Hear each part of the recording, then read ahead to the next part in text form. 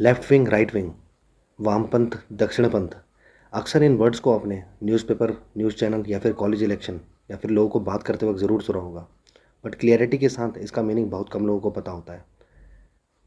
Don't worry, सब clear हो जाएगा। बस इस वीडियो को पूरा देख लेना और नीचे जो सब्सक्राइब बटन दिया है उसे अभी दबा दो, वरना आप पक्का भूल जाओगे। ऐसे ही इन्फॉर्मेटिव वीडियोज़ को देखने के लिए सब्सक्राइब करें वर्ल्ड फैक्ट्स एंड अफेयर्स को। तो चलिए वीडियो शुरू करते हैं।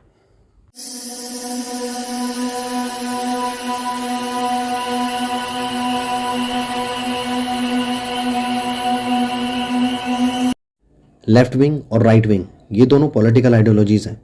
इन आइडियोलॉजीज़ को जानने के लिए पहले ये देखते हैं कि ये आइडियोलॉजीज़ आई कहाँ से। ये आइडियोलॉजीज़ 18वीं सेंचुरी के फ्रेंच रिवॉल्यूशन से आई है। उस वक्त वहाँ मोनार्की थी।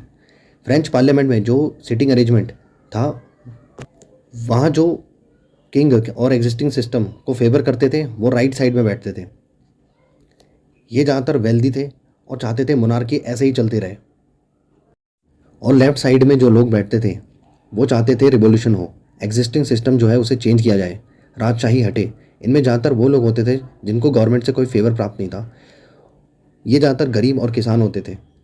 उसके बाद इस आइडियोलॉजी को ऐसे ही यूज़ करा किया, लेकिन समय के साथ इनमें चेंजेस भी आए गए हैं।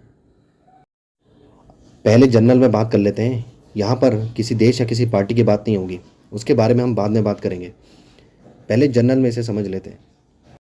लेफ्ट विंग और राइट विंग, ये दो पैरामीटर से देखे जाते हैं। पहला है सोशल, सामाजिक, दूसरा इकोनॉमिक, आर्थिक। पहले लेफ्ट विंग यानी वामपंथ की बात कर लेते हैं। जो लेफ्ट विंग सपोर्टर्स होते हैं वो चाहते हैं रिलीजन और गवर्नमेंट अलग रहे।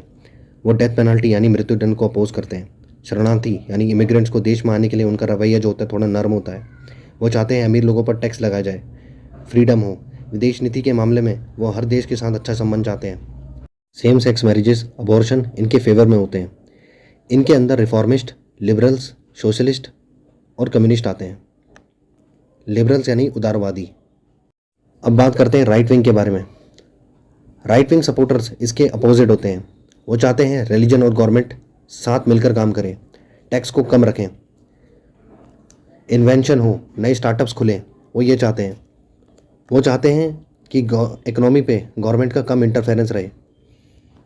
कंट्री के कल्चर को रिजर्व रखना चाहते हैं, तभी कई बार इनको कंजर्वेटिव भी कहते हैं। नए सोशल आइडियाज़ को बड़े नाप तोल कर फॉलो करते हैं, अपोज करते हैं सेम सेक्स मैरिजेस को, अबॉर्शन को, और सपोर्ट करते हैं डेथ पेनल्टी यानी मृत्युदंड को। इसके अंदर कंजर्वेटिव, नेशनलिस्ट यानी राष्ट्रवादी, रिपब्लिकन्स आते हैं। अब कुछ ऐसे भी होते हैं जो कुछ राइट विंग तो कुछ लेफ्ट विंग की पॉलिसी को सपोर्ट करते हैं। उन्हें सेंट्रिस्ट कहा जाता है। जो ज़्यादा लेफ्ट विंग की पॉलिसीज़ को मानती है वो सेंटर लेफ्ट कहलाती है, और जो ज़्यादा राइट विंग की पॉलिसीज़ को मानती है वो सेंटर राइट हो जाती है। सेंटर से ज़रा सा लेफ्ट जाने में लिबरल, फार लेफ्ट में सोशलिस्ट और फिर एक्सट्रीम में कम्युनिस्ट आ जाता है। और सेंटर से ज़रा सा राइट जाने में कंजर्वेटिव, फिर एक्सट्रीम में फासिज्म आ जाता है। अब तक हमने जो जाना वो एक जनरल डेफिनेशन थी, उसकी एक जनरल मीनिंग थी। अब हम बात करेंगे कंट्रीज़ के बारे में। लेफ्ट विंग और राइट विंग, इसका बेस्ट एग्जांपल यूएस यानी अमेरिका है। अमेरिका में दो पार्टीज़ हैं, एक है डेमोक्रेट्स और एक है Republicans. Democrats left wing party मानी जाती है, जिसमें ओबामा, बाइडेन जिससे जुड़े हुए हैं। रिपब्लिकन्स जो है वो एक राइट विंग पार्टी मानी जाती है, जिसमें बुश और ट्रंप आते हैं। ऐसे ही यूके में लेफ्ट विंग पार्टी है लेबर पार्टी और राइट विंग पार्टी है कंजर्वेटिव पार्टी। अगर हम भारत की बात करें तो यहाँ पे ये कॉन्सेप्ट पूरी तरह से नहीं लगता है। फिर भी BJP, Shiv Sena right wing party मानी जाती है। कांग्रेस, आप, टीएमसी ये लेफ्ट विंग पार्टी मानी जाती है। सेंटर में बीएसपी, डीएमके और समाजवादी पार्टी मानी जाती है। इंडिया में ये पार्टी के खुद के इंटरेस्ट पे डिपेंड करता है। कई बार right wing party BJP left wing policy को अपना लेती है, तो कई बार लेफ्ट विंग पार्टी कांग्रेस उसने राइट विंग पॉलिसीज़ को अपनाया है। एक्सट्रीम लेफ्ट की बात करें तो चाइना और रशिया इसके बेस्ट एग्जांपल हैं। जैसे चाइना में माओ और रशिया में स्टालिन ने इस आइडियोलॉजी को जन्म दिया था।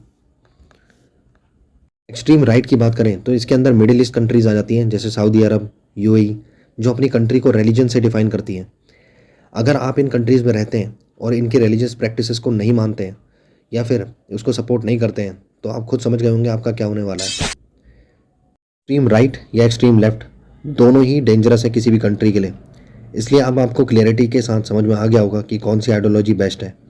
ऑफ कोर्स सेंटर, जिसमें हम दोनों आइडियोलॉजी के प्लस पॉइंट को लेकर एक बेहतर भविष्य देश का बना सकते हैं।